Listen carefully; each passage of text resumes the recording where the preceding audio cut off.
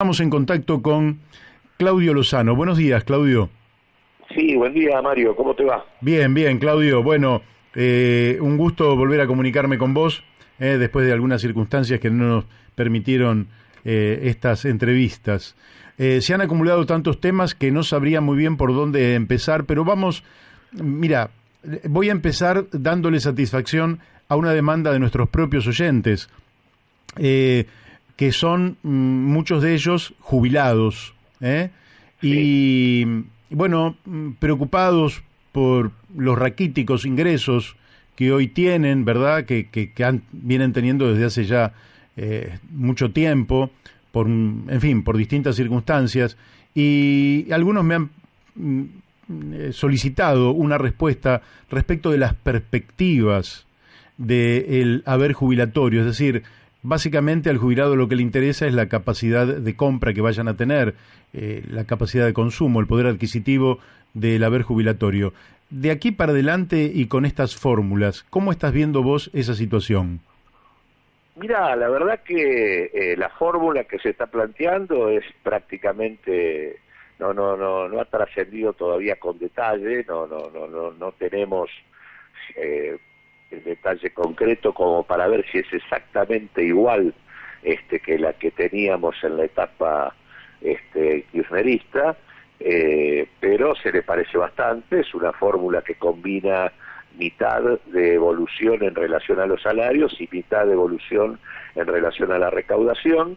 En realidad es una fórmula dominantemente preocupada por el hecho de que se mantenga lo que se denomina la sostenibilidad, digamos, del sistema. Es decir, básicamente es una fórmula preocupada por el equilibrio fiscal y no por la sostenibilidad de las condiciones de vida de los jubilados, que hace rato debiera ser la prioridad a la hora de discutir qué hacemos en este sentido, porque están claras dos cosas. Primero, que el haber jubilatorio que cobra el 60% de los jubilados está en torno a los 18.000 pesos, estos 18.000 pesos están muy lejos de la canasta necesaria que un jubilado tiene para poder afrontar las condiciones de vida en la Argentina y que supera largamente los 40.000 pesos, y la verdad que lo que necesitamos acá es, primero, un replanteo del sistema previsional que permita poner un piso jubilatorio más alto para el conjunto de los saberes, y en segundo lugar, la lógica es que los saberes jubilatorios mantengan su poder adquisitivo. Así que acá lo que habría que decir como fórmula, en lugar de hacerla tan complicada, es decir que en realidad los saberes jubilatorios no se pueden retrasar respecto a la evolución de los precios. Claro. Es más, uno debería pautar un incremento en términos reales anual. Ejemplo, digo, los saberes jubilatorios se recuperarán el 1% o el 2% por año, pero se recuperarán, no caerán, y se establecerán mecanismos por los cuales se garantice ese objetivo.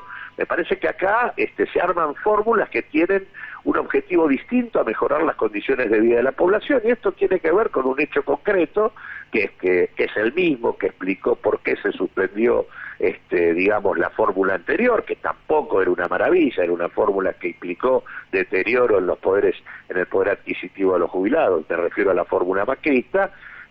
La suspensión que llevó adelante el gobierno en el marco de la primer ley que sacó el ministro Guzmán tiene que ver con una discusión concreta, y es tratar de ordenar las cuentas públicas en sintonía con una negociación con el Fondo Monetario Internacional, en donde obviamente se coloca en el centro de la discusión para resolver el problema del gasto el papel del sistema previsional y la importancia que el gasto del sistema previsional tiene dentro del gasto público.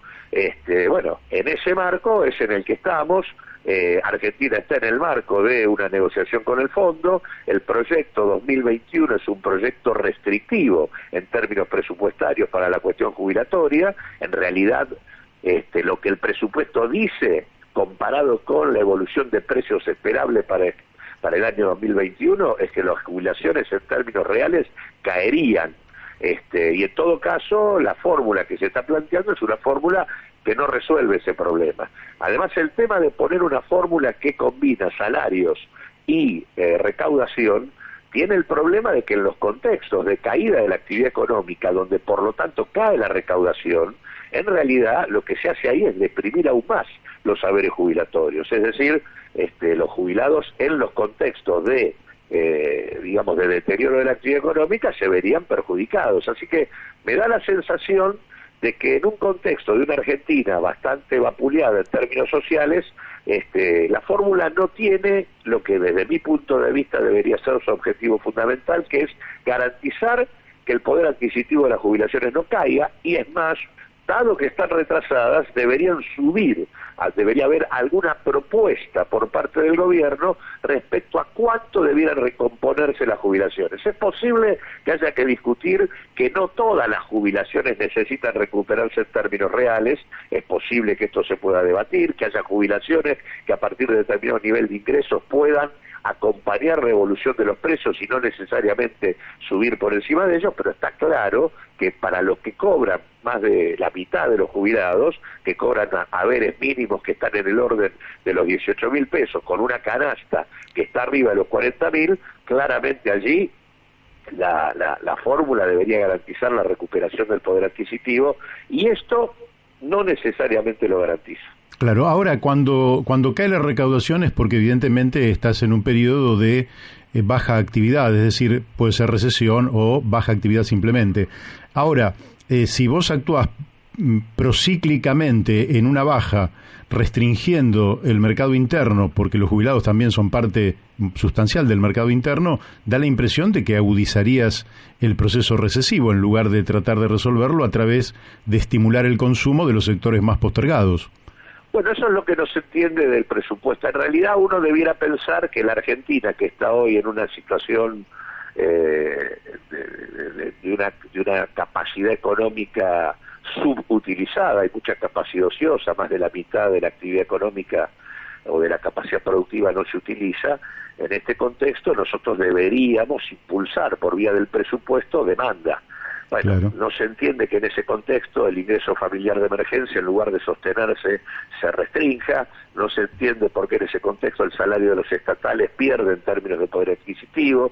No se entiende por qué las jubilaciones en realidad tienden a perder en lugar de a ganar, que en realidad son todos mecanismos que permitirían dinamizar el consumo de la población y consecuentemente actuarían como estímulo de la actividad económica. Eso el presupuesto 2021 no lo tiene, es decir, claramente el gobierno está esperando que la recuperación se produzca sobre la base de las exportaciones, la inversión privada y el capital y la iniciativa del capital privado en particular, y que el resto venga por arrastre. Digamos, obviamente se trata de una recuperación mucho más lenta, profundamente desigual, que no parece condecir con los niveles de deterioro social de una Argentina donde los últimos datos fueron 21 millones de pobres y casi 6 millones de hambrientos. En ese contexto la lógica pareciera ser otra, y efectivamente esta fórmula, como vos bien señalás, por eso lo decía, en contextos de caída de la actividad económica resentiría el ingreso de los jubilados, con lo cual profundizaría el cuadro depresivo en lugar de tener por parte del Estado una intervención, como se la suele denominar, anticíclica, es decir, tratando de recomponer demanda cuando la demanda cae. Así que sí, efectivamente acá no pareciera que el gobierno esté a la expectativa de transformar al Estado en un garante de un mecanismo de distribución del ingreso que permita ampliar la demanda en el mercado interno. No está pasando esto. En alguna medida da la sensación de que el acuerdo con digamos que el presupuesto presentado y las medidas que se están formulando están muy asociadas al proceso de negociación que se lleva con el Fondo Monetario Internacional, ¿no? Ahora, te voy a hacer una pregunta entre paréntesis, o sea, después seguimos con el tema más de fondo, pero el Fondo de Garantía de Sustentabilidad, escuché a un economista decir que de 60.000 millones de dólares que tenía hace, digamos, 7, 8 años atrás, han quedado 20.000 millones de dólares, es decir, este Fondo de Garantía de Sustentabilidad que tenía el sistema jubilatorio, y que el macrismo habría tomado de allí 2/3 partes. ¿Esto es cierto? Sí, los números cantan efectivamente eso. Efectivamente hay un proceso de de descapitalización muy significativo por parte del Fondo de Garantía Previsional en el marco de la gestión del macrismo, ¿no? Quiere decir que el macrismo, a la deuda privada que tomó, a la deuda con el Fondo Monetario que tomó, también se gastó dinero preexistente. Así es, efectivamente, y en gran medida también usó dinero para financiar gasto corriente y para pagar deuda pública. Dinero proveniente del Fondo de Garantía tuvo por destino ese objetivo, ¿no? Uh-huh. De hecho, una parte importante de los fondos del blanqueo que en su momento de plantear el macrismo y que tenían que ir hacia el Fondo de Garantía tuvieron otros destinos finalmente. Claro. Ahora, con respecto al acuerdo con el fondo, es decir, evidentemente la situación de la Argentina no da para actos de rebeldía, no estoy haciendo ese planteo. Ahora, da la impresión de que hay expectativas de que resuelto o acordado, porque no está resuelto, sino que se han postergado los pagos a los bonistas con jurisdicción nacional o extranjera, resuelto ese tema, presentado el presupuesto nacional, que es un presupuesto que tiende a disminuir el déficit fiscal, que siempre es muy tenido en cuenta por los sectores liberales, vamos a llamarle, no me gusta decirle liberales, pero bueno, vamos a llamarle de esa manera, y finalmente acordado con el Fondo Monetario Internacional un plan, eso estimularía justamente la inversión privada. ¿A vos ese es el pensamiento del gobierno? ¿Te parece que puede haber realmente estímulo a la inversión simplemente porque se acomodan algunas variables macroeconómicas y algunos acuerdos internacionales, si vos no tenés un mercado interno que habilite que la inversión va a ser rentable? No, para nada. En un contexto de capacidad ociosa, lo que uno tiene es inversión que sobra. Claro. Entonces, el punto no es invertir, el punto es cómo usar la inversión ya existente. Puede haber inversión de carácter puntual en algunos negocios concretos, pero como cuestión general, global de la economía, no vas a tener un boom inversor, sencillamente porque lo que primero pasa es que se utiliza la capacidad ociosa disponible. Recién cuando vos estás, llegando al límite de tu capacidad, ahí empieza el debate sobre la inversión. Por lo tanto, acá hay un paso previo, que por eso es que creo que en realidad acá no es que estemos hablando de lo que le gusta al gobierno. Yo creo que al gobierno no le debe estar gustando lo que está haciendo, porque ciertamente creo que no eran esas las definiciones que caracterizaban al Frente de Todos en su campaña electoral.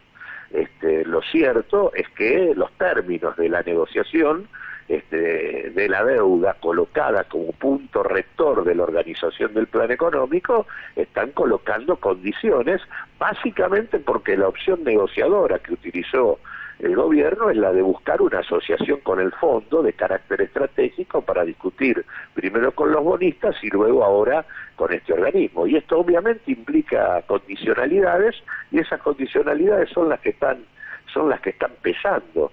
Me parece que ese es el problema, y no digamos, yo te diría más, acá en el marco de la crisis cambiaria que se vivió, y es bueno, aparte de la pregunta tuya, porque ya se dijo que cuando hiciéramos el acuerdo con los bonistas íbamos a ingresar en una fase de recuperación y todo se iba a tranquilizar. Lejos de ello, en un contexto donde no había ninguna justificación para que hubiera presiones cambiarias, tuvimos las presiones cambiarias al límite y han condicionado un conjunto de definiciones del gobierno absolutamente en línea con estrategias ortodoxas: rebaja de retenciones, suben la tasa de interés, encarecimiento del costo del crédito, aumento del endeudamiento público, restricciones en materia de emisión monetaria. Todo un conjunto de cosas que acercan la política del gobierno a los criterios más generales de la ortodoxia. Es decir, el mecanismo para controlar la fiebre cambiaria ha sido que la política se haga más más ortodoxa y por lo tanto que tenga más limitaciones para poner en marcha la recuperación de la actividad económica. Y lo que tenemos es un presupuesto presentado que en lugar de tomar como prioridades lo que ha puesto en el escenario la pandemia y todo lo vivido en la Argentina en los últimos tiempos, que fue la insuficiencia en materia de ingresos de la población, el hacinamiento habitacional, los niveles de informalidad y desempleo, la falta de acceso al agua potable y a los principales servicios básicos y demás, esto que debiera ser la prioridad presupuestaria no aparece en el presupuesto, y lo que no aparece es cómo colocar en el centro la reactivación de la demanda en el mercado interno sobre la base de la mejora en los ingresos. Recordemos que hace 2 meses el gobierno estaba discutiendo la posibilidad de un salario universal, sí, en línea con perfeccionar el ingreso familiar de emergencia, y ahora lo que se está discutiendo es que el ingreso familiar de emergencia, en lugar de llegar a 9 millones de personas, le llegue a 2,5 millones. Entonces, bueno, me parece que lo que queda claro acá es que hay un peso creciente de la negociación con el fondo y de las restricciones fiscales que normalmente vienen asociadas a su negociación, porque el gobierno resolvió hasta el momento los vencimientos vinculados a los bonistas privados, a los acreedores privados, sí. Pero en realidad el acreedor principal de estos años es el fondo. Y por lo tanto acá lo que hay es, primero, que hay que patear el capital, y segundo, hay que garantizar que el fondo permita que no se le paguen los intereses, porque si no, los intereses sí va a haber que pagarlos.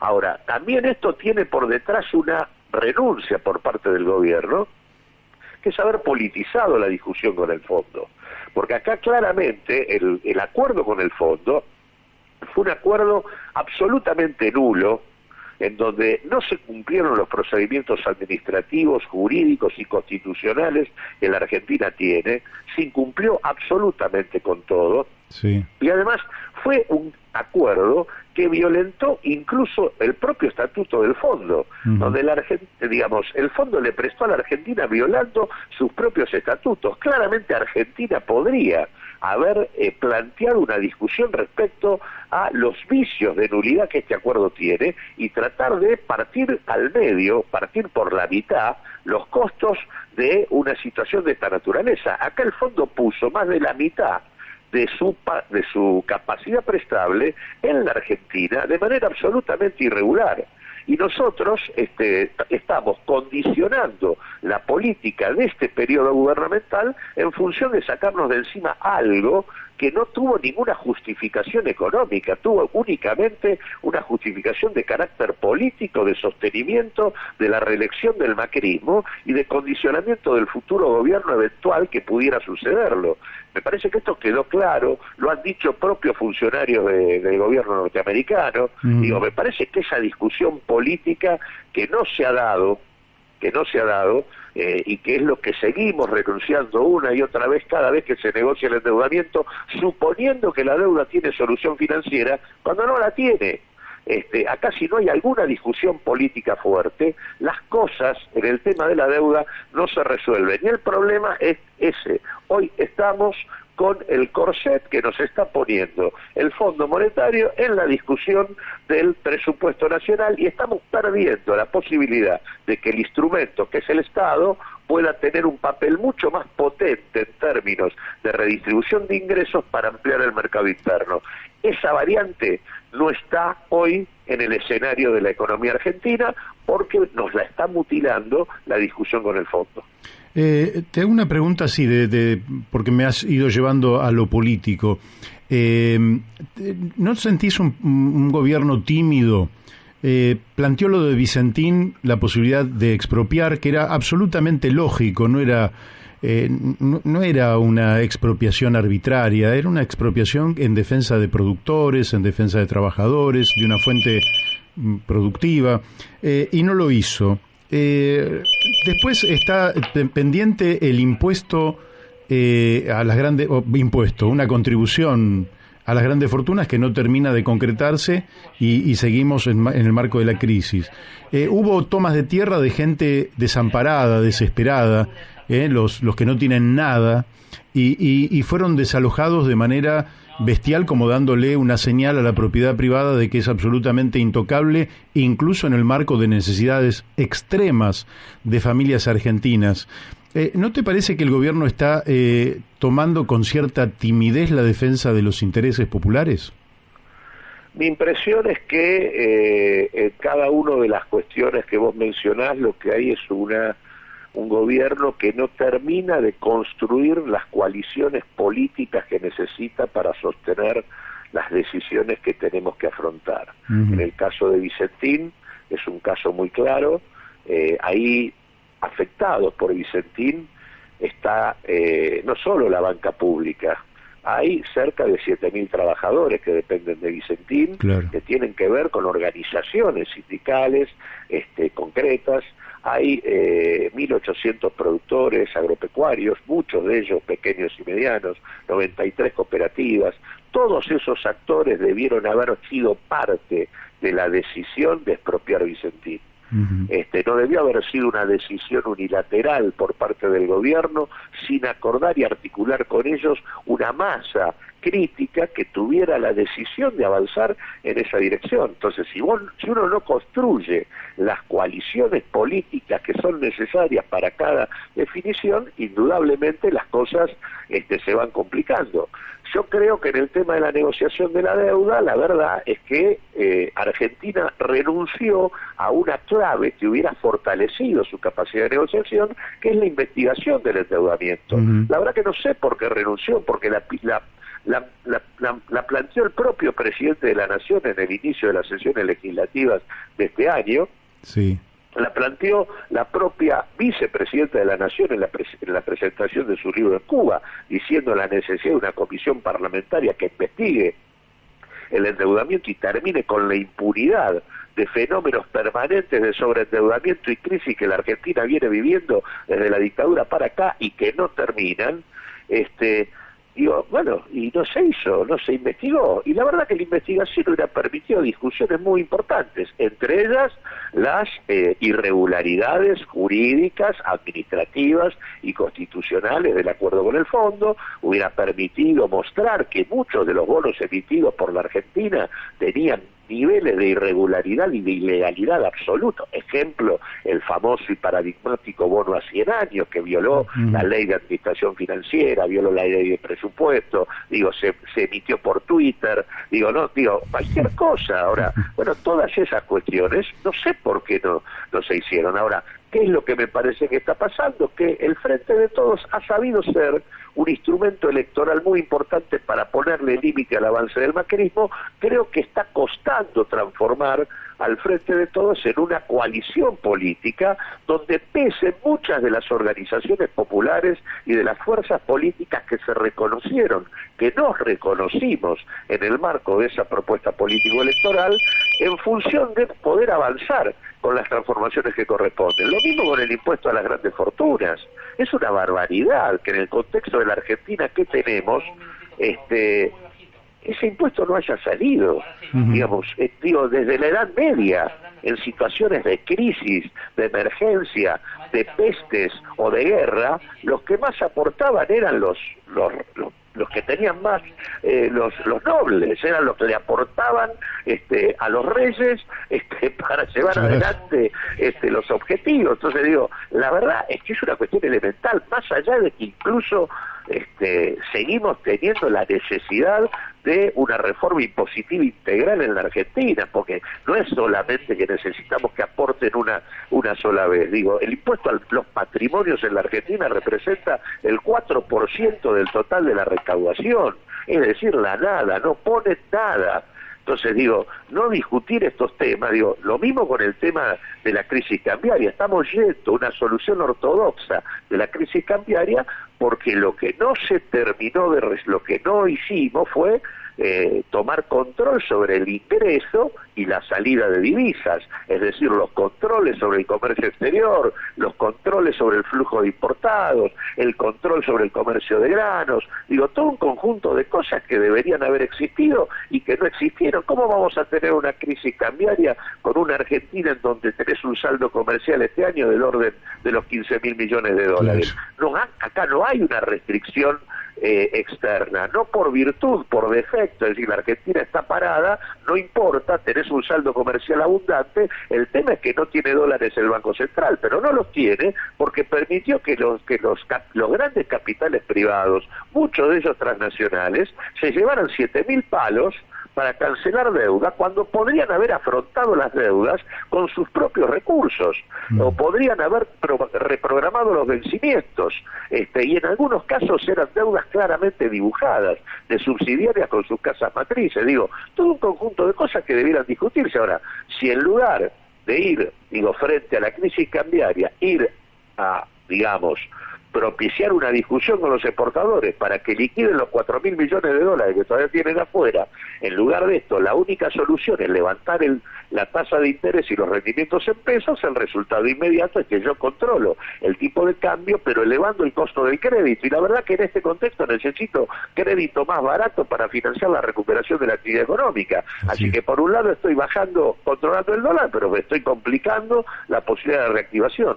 Me parece que hay lo que está faltando, me parece, es construir por parte del gobierno en cada decisión que lleva adelante las condiciones de acuerdos sociales, alianzas políticas que les permitan sostener un camino de transformación y de cambio. Ni que hablar en el caso de Guernica, donde claramente es inentendible que el gobierno nacional y el gobierno provincial no hayan encontrado una solución para las 1.500 familias. En esas tierras ocupadas o en otras dentro del conurbano no se puede no resolver ese problema, era absolutamente factible, se lo ha hecho en más de una ocasión en otros momentos. Me parece que acá jugaron y es más, no solo esto, sino teniendo funcionarios como el caso de Berni, en donde alentaban el desalojo, funcionarios propios del propio gobierno provincial, que no hacían más que alentar por parte de los medios la necesidad de desalojar